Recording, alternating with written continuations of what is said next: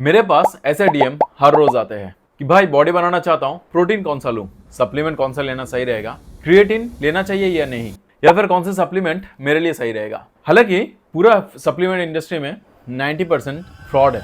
इसलिए मैं तुम्हें आज बताने वाला हूँ वो 7 सप्लीमेंट्स जो मैं पर्सनली यूज करता हूँ, जिसके थ्रू मैं मेरे बॉडी को यहाँ से यहाँ तक लेके आया।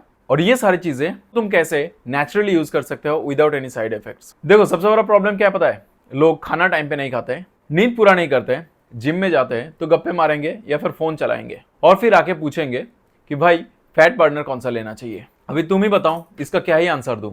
इसलिए आज मैंने सोचा मैं वो सारे 7 सप्लीमेंट्स के बारे में बता दूं जो मैं पर्सनली यूज करता हूं, जिससे मुझे रिजल्ट्स बहुत ही बढ़िया मिला है। बट एक चीज बता दो वीडियो में आगे बढ़ने से पहले, ये कोई मैजिक पिल नहीं है। ये जो सप्लीमेंट्स है ये सिर्फ तुमको बॉडी बिल्डिंग में, तुम्हारे रिकवरी में, तुम्हारे स्लीप में ये सारी चीजें हेल्प करेगा। तो इसमें सबसे पहले नंबर पे आता है क्रिएटिन। क्रिएटिन को लेके मार्केट में इतने कंट्रोवर्सीज है, क्रिएटिन लेना चाहिए या नहीं लेना चाहिए, किसको लेना चाहिए, क्रिएटिन के साइड इफेक्ट्स क्या है, इससे किडनी खराब हो जाता है क्या, इससे बाल झड़ जाते हैं क्या। बट बिलीव मी, ये मार्केट का सबसे ज्यादा रिसर्च सप्लीमेंट है। ये अगर एक लिमिटेड डोज में लेते हो तो ये सबसे इफेक्टिव है तुम्हारे बॉडी में मसल बिल्डिंग और तुम्हारे कॉग्निटिव फंक्शन के लिए।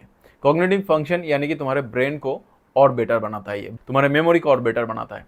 इसका एक और सबसे बड़ा फायदा ये है कि ये तुम्हारे मसल्स का साइज बढ़ाता है। कैसे? इंटरसेलुलर जो वाटर रिटेंशन है उसको बढ़ाता है। और इसका सबसे बड़ा फायदा ये है कि ये तुम्हारे बॉडी में वो स्ट्रेंथ ऐड करता है। से फॉर एग्जांपल, अगर तुम 10 किलो का डंबल लेके अगर 10 रेप मार सकते हो तो तुम क्रिएटिन जैसे कंज्यूम करना शुरू करोगे, विद इन 2 वीक्स तुम्हारा जो स्ट्रेंथ बढ़ेगा उसके वजह से तुम 10 की जगह 12 इनफेक्ट 15 रेप्स मार सकते हो वही सेम वेट के साथ। सो ये जो क्रिएटिन है प्राइस में बहुत कम होता है, बट सबसे इफेक्टिव इसका डोजेस क्या होना चाहिए? डेली 3 से 5 ग्राम, उससे ज्यादा नहीं। देखो सच बताऊं तो मैं मेरे सेफ गेम प्ले करने के लिए मैं क्या करता हूं, 2 महीने कंटिन्यू करता हूं, 1 महीना गैप देता हूं, फिर से 2 महीना चलाता हूं, 1 महीने गैप देता हूं। अगर सच में किडनी में कोई प्रॉब्लम होना होता तो अब तक शायद हो चुका होता मुझे। मैं ये कम से कम आज 10 साल से ऊपर यूज कर रहा हूं। इसके बाद दूसरा जो सबसे ज्यादा कंट्रोवर्शियल है इस कैटेगरी में वो आता है व्हे प्रोटीन। व्हे प्रोटीन लेना चाहिए या नहीं लेना चाहिए, और लेना है तो कौन सा टाइप का व्हे प्रोटीन लेना है। व्हे प्रोटीन सबसे पहला जो टाइप का आता है वो है raw whey protein. Raw whey protein मतलब जिसमें कोई फ्लेवर नहीं रहेगा, जिसमें फिल्ट्रेशन थोड़ा सा कम रहेगा, जिसका प्राइस थोड़ा कम होगा, जिसको डाइजेशन थोड़ा सा डिफिकल्ट होगा, बट ये भी तुमको तुम्हारे बॉडी को बॉडी बनाने में हेल्प करेगा, रॉ व्हे प्रोटीन। इसके बाद आता है व्हे आइसोलेट, जो व्हे प्रोटीन का सबसे टॉप कैटेगरी का व्हे प्रोटीन होता है, जो होता है सबसे ज़्यादा रिफाइंड, सबसे इजीली एब्जॉर्ब होता है तुम्हारे बॉडी में, सबसे इजीली डाइजेस्ट होता है, वो होता है व्हे आइसोलेट। ये है तुम्हारा जो दिन भर का प्रोटीन का जो कमी है वो तुम्हारे बॉडी में ये ऐड करेगा। देखो कैसा है कि हम लोग हर रोज चिकन, मटन, फिश, एग्स नहीं खा सकते, और अगर खाते भी है तो हमारा जो डेली का जो प्रोटीन का रिक्वायरमेंट है वो पूरा नहीं हो पाता है, सिर्फ ये नॉनवेज खाने से या फिर जो भी वेज सोर्सेस ऑफ प्रोटीन है उसके थ्रू। ऐसे भी वेज सोर्सेस ऑफ प्रोटीन से प्रोटीन का क्वांटिटी बहुत कम ही मिलता है।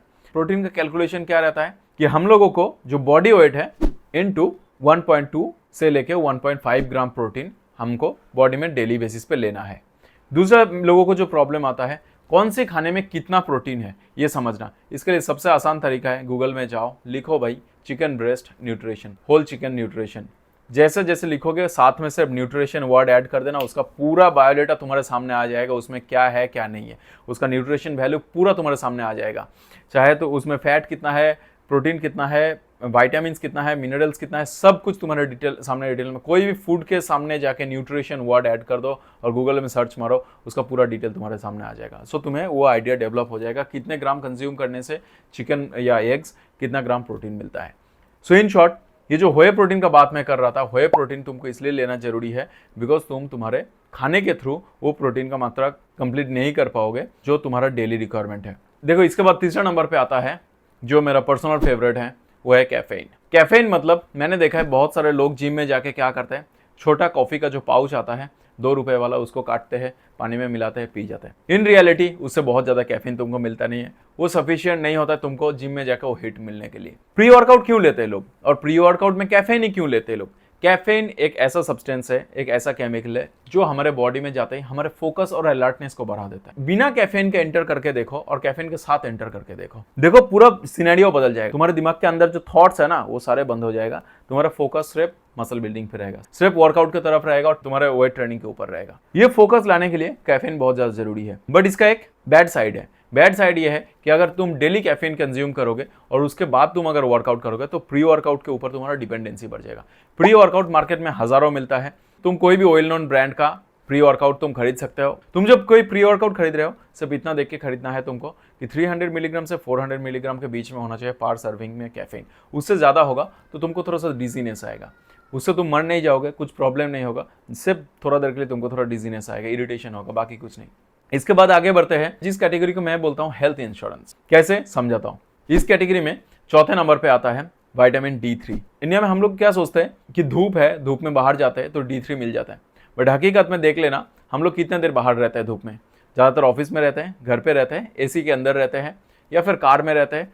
तो बाय डिफॉल्ट हमारे वो जो विटामिन D3 का रिक्वायरमेंट है वो पूरा नहीं हो पाता है। इसलिए हम लोग क्या करना चाहिए, D3 का सप्लीमेंट लेना चाहिए। इंडिया में ज़्यादातर लोगों की विटामिन D3 की कमी के कारण टेस्टोस्टेरोन बहुत लो रहता है, मूड खराब रहता है और चिड़चिड़ा सा महसूस होता है हमेशा। इसलिए विटामिन D3 का कोर्स तुम शुरू कर सकते हो। बट एक चीज़ है, उससे पहले एक बार जाके किसी डॉक्टर से मिल लेना या फिर एक बार ब्लड टेस्ट कर लेना, तुम्हें तुम्हारा D3 का लेवल पता चल जाएगा।